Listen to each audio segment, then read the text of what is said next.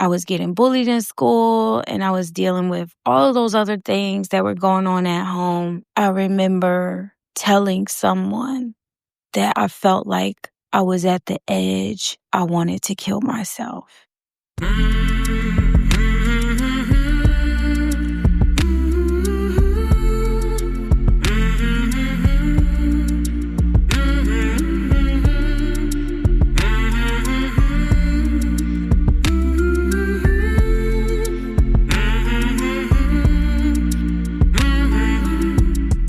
Hey there, my name is Sean, and this is Suicide Noted. On this podcast, I talk with suicide attempt survivors and ideators so that we can hear their stories. Every year around the world, millions of people try to take their own lives, and we almost never talk about it. We certainly don't talk about it enough, and when we do talk about it, when we do engage with people in any kind of pain, or certainly most kinds of pains, we're not very good at it. So one of my goals with this podcast is to have more conversations, hopefully better conversations with attempt survivors, those considering, those that have been or were considering at some point in their lives, in large part to help more people in more places hopefully feel a little less shitty and a little less alone. Now, if you are a suicide attempt survivor or ideator and you'd like to talk, please reach out. It's quite simple. hello@suicidenoted.com. I'd love to talk with you. I want to thank Corey for their financial contribution, tax deductible, of course. If you want to learn more how you can do that, or other ways you can get involved, participate, check the show notes, the podcast description, the website, suicidenoted.com. Thank you. Finally, we are talking about suicide on this podcast and the tour. My guests and I do not typically hold back, so please take that into account before you listen or as you listen, but I do hope you listen because there is so much to learn. Today, I am talking with Sparrow. Sparrow lives in the United States of America, and she is a suicide attempt survivor. Sparrow, how are you? Are we letting our listeners know where you are, what state you're in? No, you could just say I'm in America. You want me to say USA? Yes. You can get as creative as you want with that. I mean, and here we are. Looks like you are at work. What do you do for a living? I serve in a capacity as a lead for public service members that assist in providing information and resources to their communities that they serve in for suicide reduction and also overdose reduction. Okay, nice. And how did we find each other? So I was doing research to find resources for our service members, better be able to connect with the people that they're serving in the community. And I came across your podcast and I was like, that would be nice for them. But I'm not talking to them. I'm talking to you. Yeah, for sure. About you.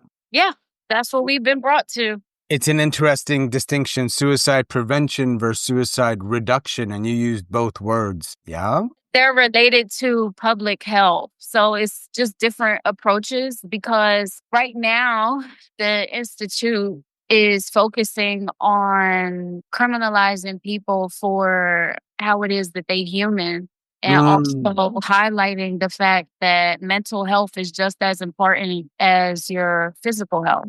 For sure. Well, I'm glad we were able to connect, and I appreciate you wanting to talk with me and trusting me. I'm grateful that I have the ability to connect and share. You're a suicide attempt survivor. Yes. How many times have you tried? Throughout my childhood, I think maybe 3 times. Mm-hmm. So it's probably been some years since you last tried. For sure. I think that the first time that I ever thought about it was connected to the experiences that were going on in my family at the time, the area that we grew up in, the culture of the community, how they handle mental health or emotional awareness or anything like that has to do with, your feelings. The reality that I was being served was too much on my plate for how it is that I was reflecting back to the people that were responsible for raising me could handle. When someone in my family had passed away, it was like it put a huge void in my family when it came to how it is that we connect with each other. I always think that I was spiritually sensitive to the things that happen within my reality. And I didn't realize it until I got older that that's what it was. It wasn't really my emotions or my feelings that I was processing on my own. It was also theirs, like their energy that was being imposed upon me. And I think that that just naturally happens in families, right? It was overwhelming as like 6, 7 year old child to have to process that kind of devastation that happened in my family. I just remember how heavy their mourning was, how I just wanted it to stop.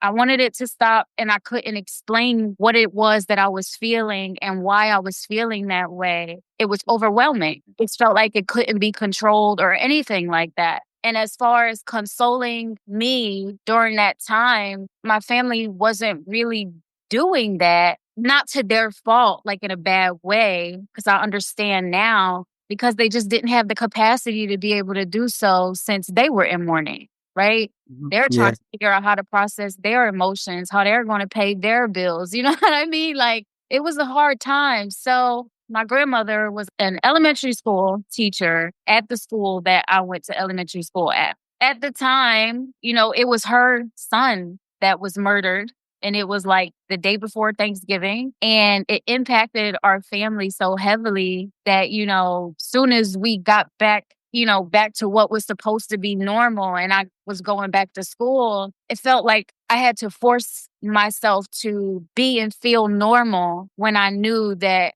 every time you come back home from school, it's not normal. Like everybody's always sad. There were other things that were going on, with me when I was younger as well, where there was physical abuse, there was sexual abuse. And then when I tried to speak out or say something about it, I got my ass beat.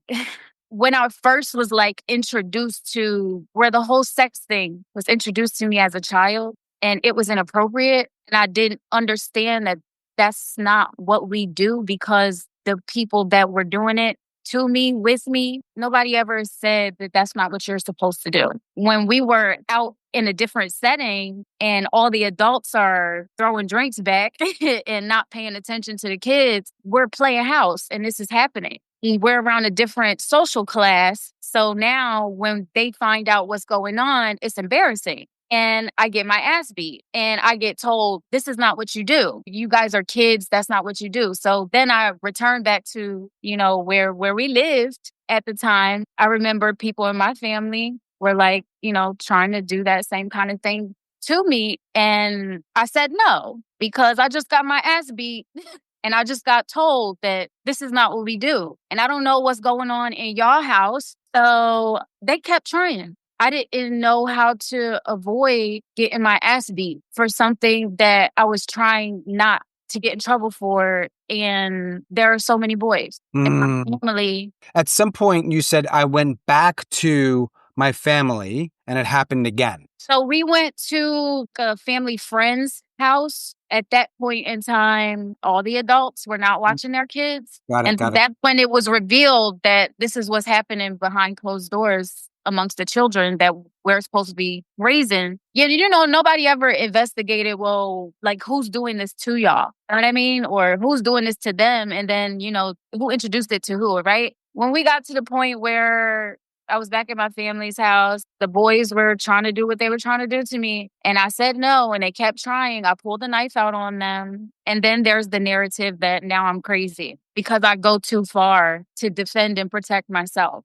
Now, as an adult, I understand that our emotions are part of our defense mechanism. What is it called? Personified. They do what it is that they do to assess the risks, get together with our mind and figure out how it is that we can protect and defend ourselves. So as a child, you don't know what too far is. All you know is that you're tired of getting your ass beat for stuff that you're introduced to that you have no control over. I don't think that the adults at the time understood that or even had, like I said, the capacity to understand it because they're so busy trying to keep their head above water in an impoverished community that's being neglected and, probably targeted. And, I serve in so many different capacities for the agency that I work with now that I understand it. So the knife ended up getting pulled on them. Everybody in the family started calling me crazy. Now I can say that it's because the emotional response to the things that were happening to me, it was like one thing after the next, after the next. Sparrow, let me ask you a question now as an adult. And you're talking about, what, 7 years old back then? Yeah. Now, I'm not encouraging anybody to ever use a knife. Here's the thing. What the fuck were you supposed to do? I agree. As an adult, like I said, I reflect a lot. I just accept those that were responsible for raising me. I give them grace because I just feel that they were not prepared or did not have that kind of insight or, like I said, the capacity to Mhm. be able to know how to navigate that in a way other than disciplinary. I don't want the conversation to go in a direction where it's like I'm blaming them Sure. because I understand to the fullest extent the circumstances that made them the way that they were. So, with that being said, I don't know what else it is that I was supposed to do as a child. And if my parents to this day had to stand on the outside looking in at my story, I'm sure that there would be certain instances where they felt like they should have done certain things differently, right? Of course. Probably. The original part of this very beginning was you're a kid and you had 3 suicide attempts. Uh huh. Obviously, all that is sort of like leading up to it, I imagine, context and background, right? Yep. After that happened, the whole knife thing, and then being called crazy. And not too long after that, that's when my uncle passed away. He was murdered. So not only did my mom beat my ass, so did my uncle, and then he was murdered. So then, like I said in the beginning, it created like this big void in my family. And then that emotional vulnerability and spiritual vulnerability that I had during that time, especially with my energy in that area being tainted Mm. by them at such a young age. And, like all of that stuff is connected. I wanted to die. I didn't want to be alive. I felt unwelcome. I just really always wondered, like, why am I here? And then, my family was super religious, Baptist. I remember like being so ashamed and guilty and like feeling like I just was always doing something wrong. With that disappointment also came like, y'all are not protecting me. I don't owe y'all good behavior. So when you tell me what it is that I can't do or that you don't want me to do, I want you to feel just as disappointed as you're disappointing me. So I dealt with my father always saying like that he would come around and then just not showing up. And then my family talking bad about him and his side of the family. That first suicide attempt when I was in elementary school, I just went to school one day. We had like a 3-story building. I remember just like feeling so heavy from their sadness, though also how it is that I was being neglected. I was just ready to jump out the window. So it was a girl, her name was Helena. We were friends and she like saw me just like weeping, just so sad before I had went into the bathroom. She told the teacher that she felt like that's what I was about to do. They admitted me into a hospital for crisis, evaluated me, told my parents that I was depressed, and nobody knows why. Nobody in your family at that time said or could understand why you Why were. it is that I was depressed. Yep. Do you think they were being completely honest? Like, do you think they legitimately didn't know, or was like, all right, we really can't go into this too much because. I think it's exactly what you said. There's that culture of what happens in our house stays in our house. If it gets to these other people that have the potential to threaten what makes us feel secure, then we don't know how you got like that. Until they realize that they could profit off of it, which is something that I found out also as an adult, though I didn't, you know what I mean? Oh my Mm. God. You also recognize how there are people within your community that are just, there's the impression that they're taken care of. They get a disability. Their guardians get that money every month, and you get to be a guinea pig for the medical industry. As a child, of course, I didn't know that that's what was going on. I didn't realize it until I was in college and I had survived the third suicide attempt. then I had a therapist. The therapist is like, every time you come in here, at first you were quiet and then, you opened up and every time you come in here, you're like vibrant and you talk about what it is that you got going on and you're so happy and da da da. Then there's your family.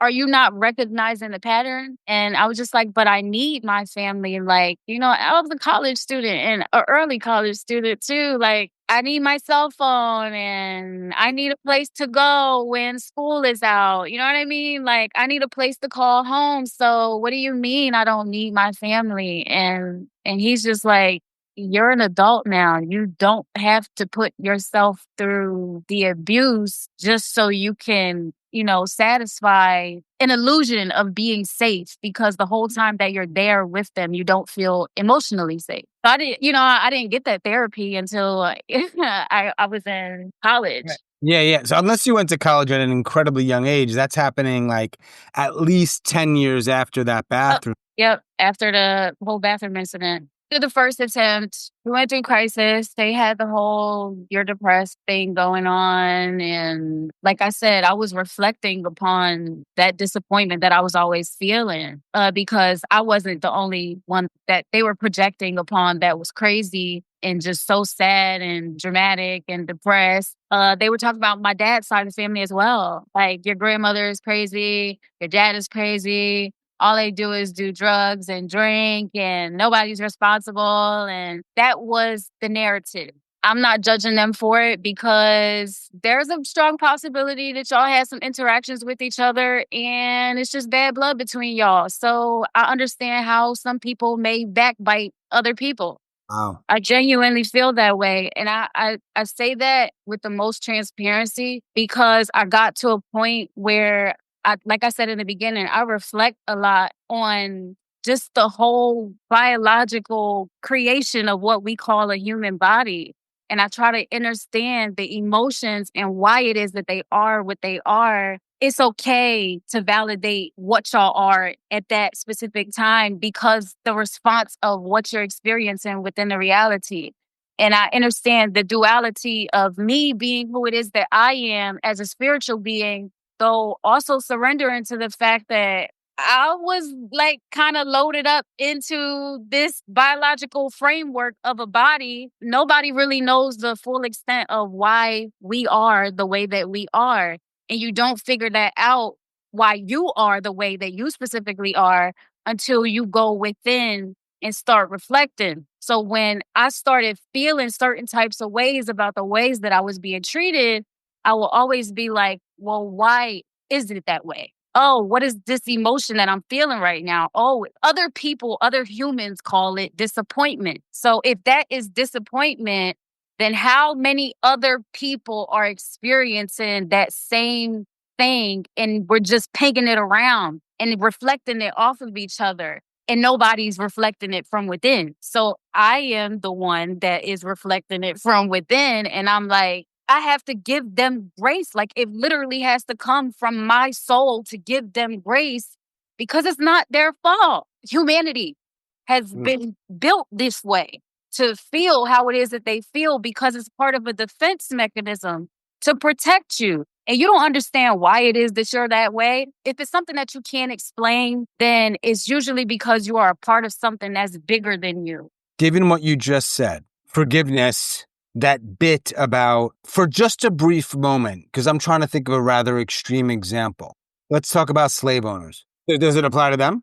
It does. I literally had this conversation with one of my friends earlier today. As a part of my job, I'm trying to get more understanding to my own experiences and what some of the people within, just humanity are dealing with, right? And one of those things is slavery, and human sex trafficking and all that kind of stuff. And the rage, which is, human beings call that a sin. The rage that we feel like because there's an injustice and you experience disappointment. And those are all emotions. And you cannot control those emotions because they have been inherited by all of the other human beings that came here before you. it's possible that you can go within yourself and be like, no, I'm not about to allow the person that's doing the harm or where it all originally came from. And then I think that that goes into the whole dynamic of good and evil. I refuse to allow something evil be imposed or expressed upon me so that I'm reflecting that back out into the world and people, expect me to be like, oh, that's who I am and that, I did that. Like that's what y'all did. Or that's what you feel like you have to seek revenge or have an energy of vengeance or be enraged, then that's on you. And it's okay if that's what you have to go through and experience throughout your lifetime until you have a different kind of experience, right? And I'm not saying that my perspective is perfect or that it's the best one. I'm just saying that I have free will to be able to human differently. And the way that I human is by going within and Mhm. reflecting on what it is that I've gone through so that I can let go and genuinely heal from it. Because the only thing that's different between living people and so-called ghosts is that one of them don't have a body and they're both spirits. Wait. I'm not trying to be stuck on this planet or in any realm still Mhm. spiritually connected to Right. traumas that I was not able to heal from during my lifetime. I like that you use the word human as a verb. I just want to say that. Second attempt. So the second attempt was when I was in high school. So I was on medications for depression. I lived in a house full of single women. My grandmother, my mother, my older sister, my little sister, just a house full of women and no men around. My dad had killed himself before. I want to say I was maybe like 10 or 11 years old when I lost my father. And then my mom was in an abusive relationship with somebody that witnessed how my mom used to physically abuse me and just kind of bully me. Yeah, I'm not gonna lie. I intentionally did things to piss my mom off. You know that vengeance type of thing. You know what I mean? Like I would be enraged at the fact that I was constantly getting my ass beat by my mom for either things that other people within my family were doing or that I would see them doing. You know what I mean? It wasn't just like, you're going to learn your lesson if I beat you enough times. It just got to the point where like we were in a sadistic relationship with each other, me and my mom, where it was like I'm intentionally trying to disappoint her and piss her off because I'm so disappointed and I don't want to be here and I'm crazy, right?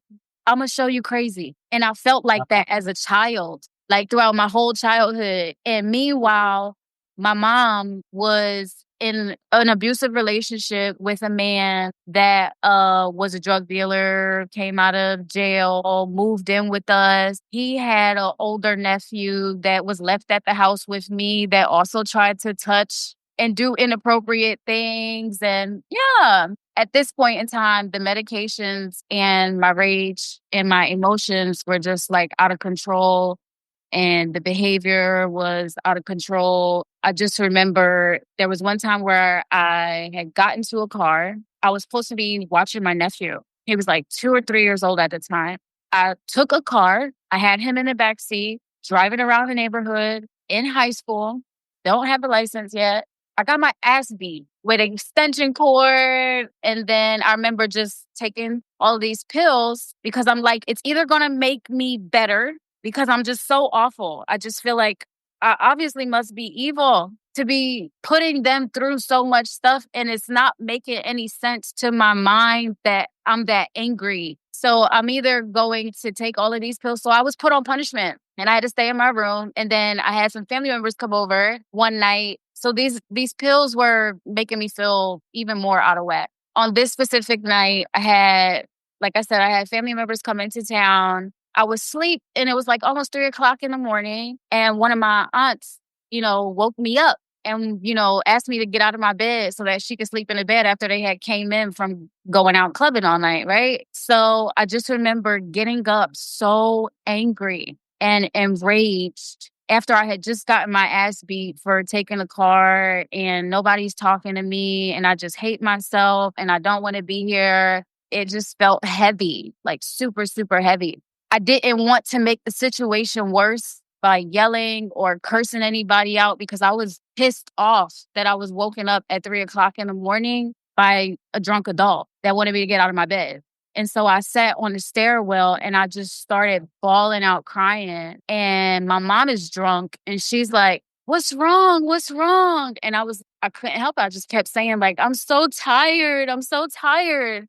They tried to like console me, though they were drunk. And it eventually turned into like me sleeping on the couch. Though the next day I had a plan. I was frustrated, though I just couldn't commit to being angry. I guess because of the medications, we're just like, if you get angry, we might go to jail. We might start, like we're going to get into a fight. It's just going to be worse. Don't make it worse for us. So I took the whole bottle of pills. I took them with water. I would just figure like it's going to flip a switch Right, right, right, right, in my right. personality and I will be better because I don't understand what medications are and why they do what they do. And my family keeps being like, "Well, are you taking your meds?" Like reminding me as if like because you're depressed or because you're being snappy, are you taking your meds? Right. And y'all won't have to worry about me and you'll be done with the evil bitch that's making y'all life awful. So my body was just like, no, this is the spirit that we chose. And I don't know what the fuck y'all pills think that y'all about to do, but y'all getting the fuck up out of here. I know that our human bodies, they're intelligent. It's intelligent. It's a technology for the spirit, right? And my understanding as an adult now is that that's exactly what happened. It's like the pills are convincing your body and your mind that it's correcting everything. Like a police officer doing a patrol every couple of minutes, being like, "Oh, don't get angry or don't be too sad." So my behavior got worse when I got on those medications. My body was like, "No, her spirit is the one that we chose. So she's not exiting. Y'all are." So the drugs were thrown up. We end up going to the hospital because my mom was like, "What did you do?" So she took me to the hospital. And then I think that's when the awareness kicked in. Like, you could get a check off of her for being disabled. Her dad, had a disability. So we could go that route. I remember hearing her tell the doctors, I know that she wanted to kill herself. But then she also said, "I just feel like I don't know my daughter." And it's like, maybe because you don't have the capacity to know her. You got too much of your own stuff going on. Go You ahead. went to a hospital, Uh-huh. but you didn't have to stay overnight? I did not have to stay overnight. They were like, clearly all of the drugs are out of her system. I saw like some hallucinations. They were like, that'll go away eventually. And of course, they gave me a counselor, a therapist that would, keep up with my family. At that point in time, my mom was reported for child abuse. How old are you? I just turned 34 yesterday. Wait, are there people in the room? Yeah, my best friend. Wow, that's a pretty supportive person. Yeah, that's a pretty supportive person. There's a good 15 years-ish that go by from when you have the therapy and you're early on in college to today. And so here you are working with this organization. The main way you found this and me and us and we're talking. What's it been like over those years? I'm not going to say that it went uphill after I started getting therapy because I was still in high school, right? My little sister started going to school with me. Like, so she was a freshman and I was a senior. I had protected my sister from being sexually abused. However, she doesn't remember, or at least as adults, she doesn't remember. The most recent time I tried to have a conversation with her about what it is that we went through when we were younger, and she just says that she doesn't remember. And that's okay. Because I know for a fact that I stepped in and I protected her. And my older sister was the one that my mom used to always have watching us. So she was still a child at the time. So I remember when they tried to touch my little sister, I said something to my older sister, like, "That's what they doing." And she like separated them in the house. And then when all the adults got home, she was like, they were fighting. And I knew the truth. I remember this is after the suicide attempt, after I'm getting therapy. And to this extent, even with your input about the whole healthcare system, right? And this was in 2008, 2009. So they had me on either Lexapro, Wellbutrin regularly, one or the two. Like they switched over after the overdose thing, right? So I'm going to therapy, and we start talking about the things that happened to me when I was a child. And the way that my mom took it is, you're just blaming me for everything. I wasn't blaming her for everything, just the part where she was physically abusing me for things that I didn't understand. I just remember having a conversation with my little sister. I said, do you know what happened to me when I was younger? And she bold face was like, that's your fault. Fast forward to when I got home, and within that week, I'm meeting with the therapist, and I'm talking about how things are transpiring with my sister and things that I went through in my childhood. And at the time, I was sexually active. I was 18. Like, no. I was 17, and I found out that a guy that I was dating, like, he was like 23, 24 years old when I was 16, 17 years old. And I didn't know that that was a grown ass man at the time. I just remember like having that conversation with my therapist when I found out how old he really was because of the emotional baggage that I was just experiencing. I end up being intimate with a rapist. I remember pretty much having to pretend that I liked it after telling him no and to stop because I didn't want to have sex in that kind of way, and him raping me, and then me having to pretend that I like it just so that I could get home after the whole situation happened. That led to me talking to my therapist about what really happened to me, and her pretty much being like, that's your fault. So hearing that from my little sister and then hearing it from the therapist, yeah, you still want to live and take these pills, and we keep getting paid for giving you therapy, right? That's what we gonna do.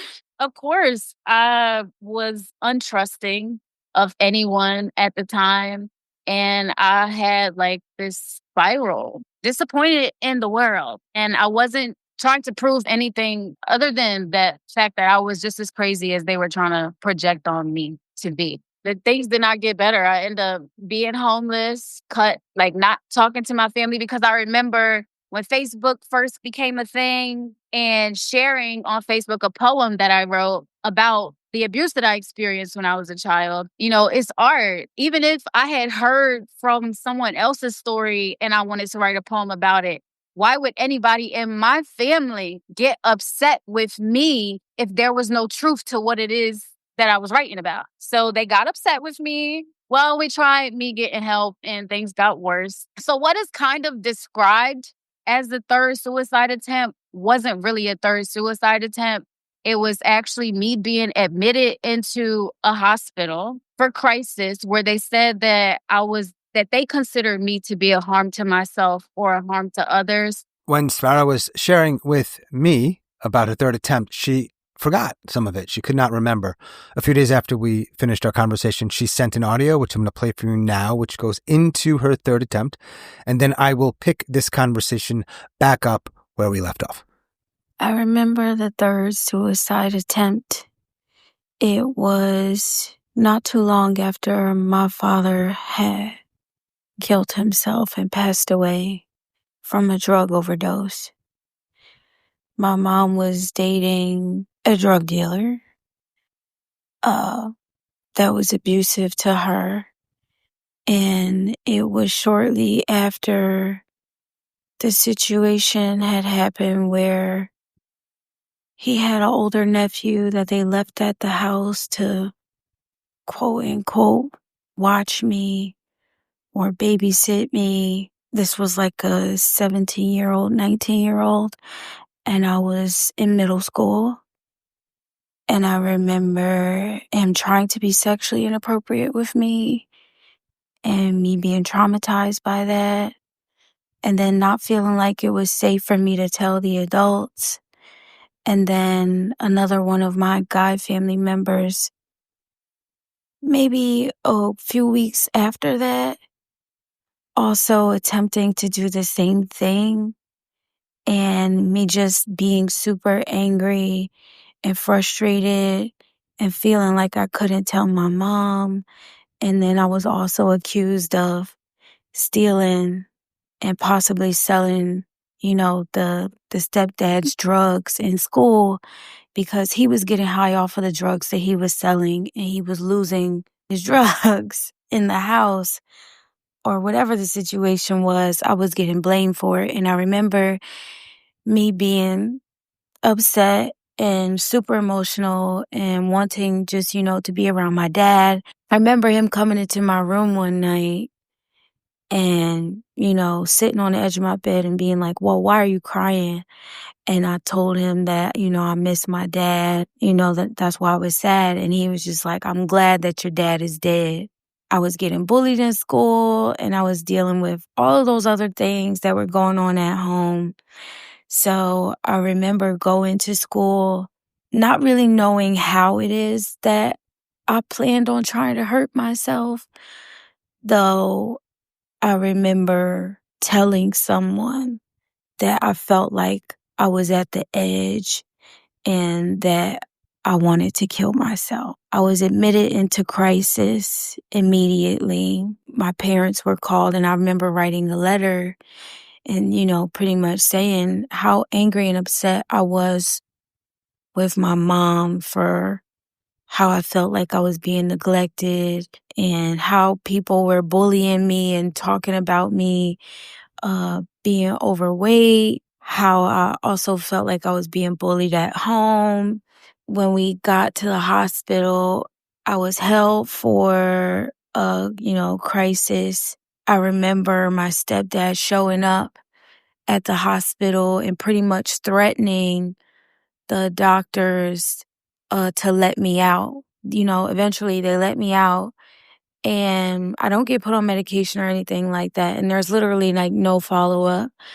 Though I'm sitting in the car with him while my mom is inside of the hospital getting like discharge papers or whatever. And he was a drug dealer. So of course he had a gun. And while my mom is inside of the hospital, he turns around and says to me, you hate your mom so much and you want to kill yourself. Go ahead and kill yourself. And he holds his gun out, saying that he's going to pass it to me, or he holds it up. I can't remember if he was holding the gun out to me to like offer it to me or holding it up to my head or whatever the situation was. He was just like, kill yourself then, or I'll kill you, pretty much. And I just kept looking out the window and crying after just being released from the hospital, sitting in a car with this man that's, telling me that I wasn't serious about killing myself. And he's like, you're looking out there, nobody's going to help you, kept crying. And then my mom came out of the hospital and got in the car and I just never told anyone. And I never felt safe to tell anyone. And I believe that is why in the midst of me sharing my story with you, I literally forgot because it was repressed. And like I said in the interview, your mind does that to protect you. Did I ask you why you wanted to talk with me? I just felt like I could share. When I listened to your podcast, I agree with a lot of the ways that other people were feeling. I also worked in hospice care. I was taking care of people that were getting ready to die. Some of them were like super depressed and I just was so empathetic for them. When was the last time you thought about ending your life? I don't really remember the last time that I thought about killing myself. Have you ever received any kind of diagnosis you think is actually accurate or correct? No. If you wanted to have a conversation with somebody, and in the conversation, you might say something like, I'm thinking of hurting myself. I'm even thinking of ending my life. How many people do you have in your world where you can have that conversation and feel okay about it and safe about it and not worse about it afterwards? I think my husband would probably be the main person that cares. Your husband? Yeah. How the hell has he not come up in this conversation yet? You're married? Yeah. Is this the person in the room? Yeah. Oh, that's why he's rushing you, because he's your husband and that's what they do. He's not rushing me. He's very patient. Well, I'm glad you found somebody you could have that kind of conversation with. I understand that he has his own story and things that he's probably gone through. And we just make safe space for each other to be vulnerable. And I usually don't give anyone that kind of vulnerability other than God. I have a fictional, magical pink and purple pill that I'm going to give you right now.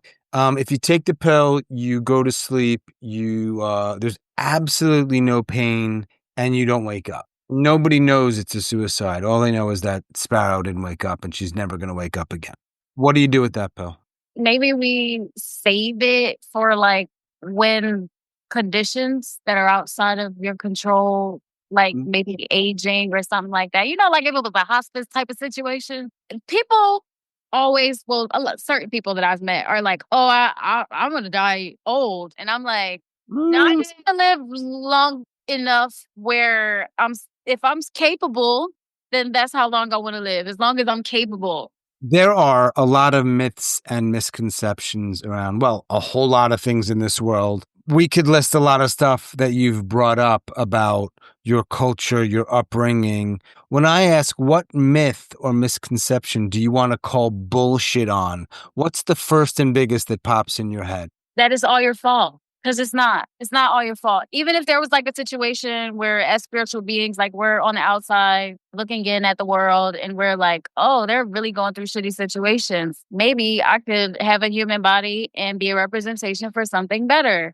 Or like maybe we're on the outside looking in and we're judging everything that everyone else is doing and how it is that they're doing it. And they're like, oh, well, I bet you won't go to Earth. You know what I mean?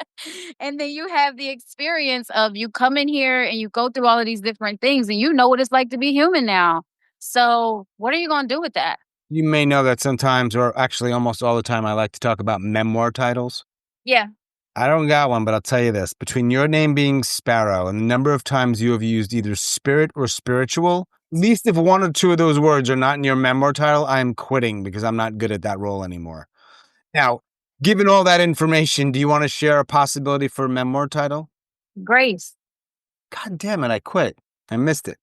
Grace is a tough one, though, because it's big and broad, Exactly. but it's yours. I survived situations and circumstances where I felt like if I was that crazy bitch that y'all raised, then I would probably be in a hospital right now. Traumatic situations, just terrible shit, one thing after the next, and then feeling like you ain't got nobody to help you. That Yeah. could make you fall into a type of darkness. Sparrow, Yeah. you can call your memoir Grace. There's going to probably be a subtitle. And yes, you get to decide that too. What I'm about to say, you're not going to like, but I'm going to let you please just let it sit and marinate for a little while. And that could be weeks or months. But you just Mhm. said three words that I like: crazy spiritual bitch. See, I can see your face and you're like, all right. I'm not So I offended by am, any of it. you, You wanna know what I thought of as soon as you put all of those 3 words out there? I was like, some people would just call that a witch. Not well, sure, but we're talking about memoir titles now. He said, "Sure." Not the exact same thing. Last question I have. It's funny because when we talk about suicide, people tend to think it's all so negative and dark, and I happen to completely disagree. But I am going to go out of my way for my final, at least formal question to ask you, what brings you in your life the most fill in the blank? Happiness, joy, hope, peace? Me being able to be vulnerable and still feel safe at the same time. And I think that that comes through prayer, not just for myself, though, for others. Like, even when I have certain inclinations or feelings like I'm angry or I'm upset about something, I'm always vulnerable with myself to be like, I don't want to be angry. Like, I don't wanna be angry or upset at that person. It's okay for me to say that I don't wanna be angry or upset over something that happened to me when I was a child. It's Fair. okay for me to say that. I wanna let it go. You gotta let me let it go. I mean, I know that the human vessel is very intelligent and it holds on to memories, and it does that for a reason, and that's Mhm. maybe associated with the reason why it even happened to begin with. Though I am the spiritual being that's animate in this body, and you have to let it go. Yeah. Do you want to share anything else before we get back to our days? You in the United States and me in North Carolina? Yeah. I say, come into this world from a place of gratitude, live in grace. And when it's time for you to leave, whenever you leave, make sure you do it in love. Thank you, Sparrow, for talking with me. I really appreciate it. I hope your day's at least decent, if not better. Yeah, likewise. I hope that you have a great day. Talk soon. Bye. Peace. Ciao. As always, thanks so much for listening and all of your support. Special thanks to Sparrow in the US of A. Thanks, Sparrow. If you are a suicide attempt survivor or ideator and you'd like to talk, please reach out. hello@suicidenoted.com. You can reach out to me on our socials. You can also do all kinds of things on our socials. Follow and like and share and subscribe. And, all that stuff. Of course, we want you to see or watch or hear more of our content and let others know about it. So thank you for that. If you're on Spotify, check out the poll. If you're on Apple, rate and review. That helps too. That is all for this week's episode. Stay strong. Do the best you can. I'll talk to you soon.